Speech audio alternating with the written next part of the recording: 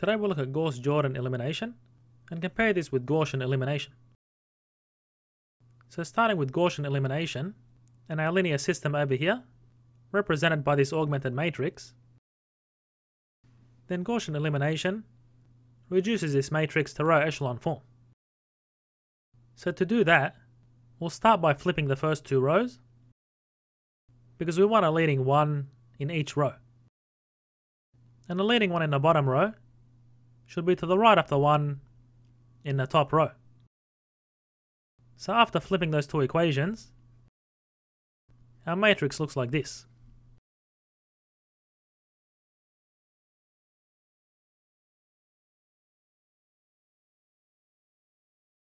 And I encourage you to keep track of what happens to our system of equations as we keep doing these elementary row operations.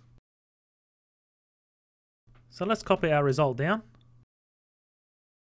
So as we can see, we have 1, 0 and 0, 1 in the first two rows, which satisfies the properties of row echelon form. And we need to do the same with the third row. So we'll try to zero out these two by subtracting 2 multiplied by row 1. So in the third row, we have 2 minus 2 by 1, 2 minus 0, 4 minus 2 by 2, and 2 minus 2 by 5. So 2 minus 10 is minus 8. And then we have 1 minus 2 by 3, which is negative 5. And now we'll keep going. So we'll now try to zero out this 2 by subtracting 2 by row 2 from the third row. So let's just do this for the entire third row. So we have 0 minus 2 by 0, 2 minus 2 by 1, and then 0 minus 2 by 2 gives negative 4. And minus 8 minus 2 is negative 10, and minus 5 minus 10 is minus 15. So as we can see, this 0 has been flipped. And now we're going to try to get a leading one in the third row, so we multiply this by minus a quarter.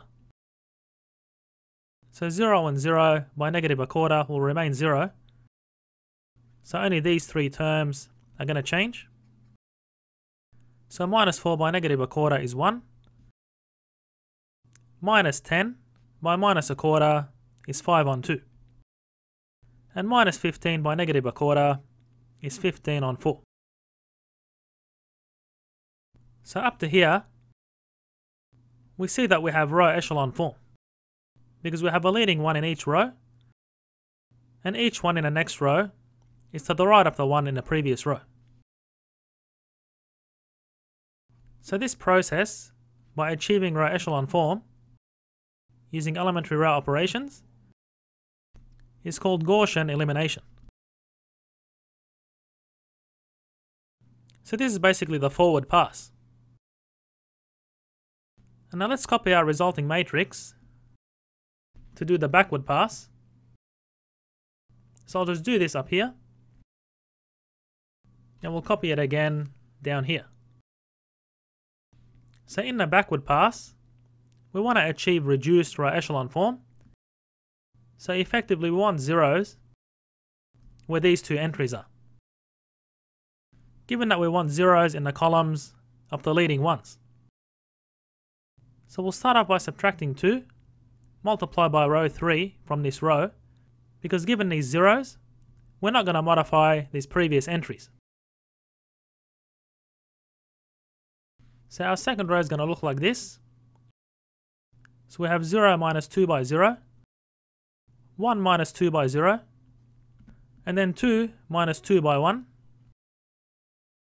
and then 1 minus 2 by 5 on 2, or 1 minus 5 is negative 4.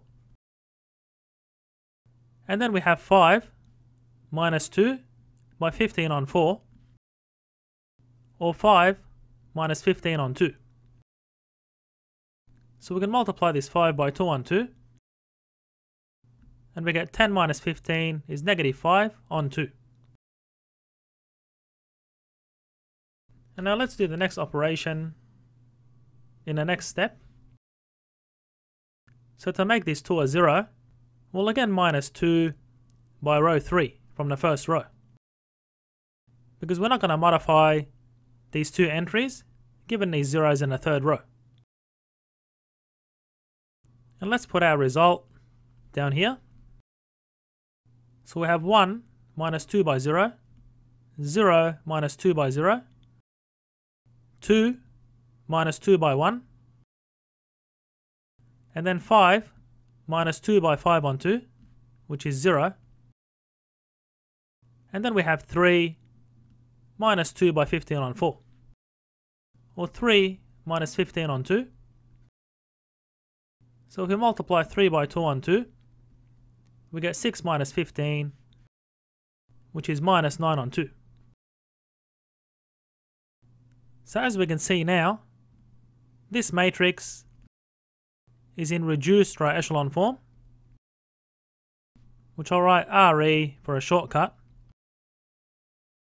And this backward pass, where we're zeroing out these elements above this diagonal, plus the forward pass, is called Gauss-Jordan Elimination.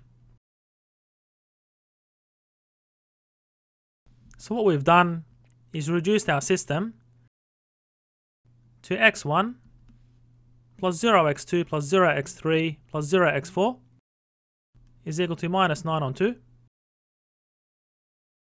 And then we have 0x1 plus 1x2 plus 0x3 minus 4x4, and that's equal to negative 5 on 2. And then in our third equation, we have 0x1 plus 0x2 plus x3 plus 5 on 2 x4 is equal to 15 on 4. So our solution to this system is x1 is minus 9 on 2. And we can see that in the second equation, we have a free variable. So we can write this as x2 is minus 5 on 2 plus 4x4, and x3 is 15 on 4 minus 5 on 2 x4. So if we denote x4 is equal to t, then we express our solution parametrically, and thereby we're going to have infinitely many solutions, because x2 and x3 can be calculated using different values for the parameter t. And I encourage you to select different values for this parameter and verify that the different solutions you get satisfy this system of equations by substituting for x1, x2, x3 and x4.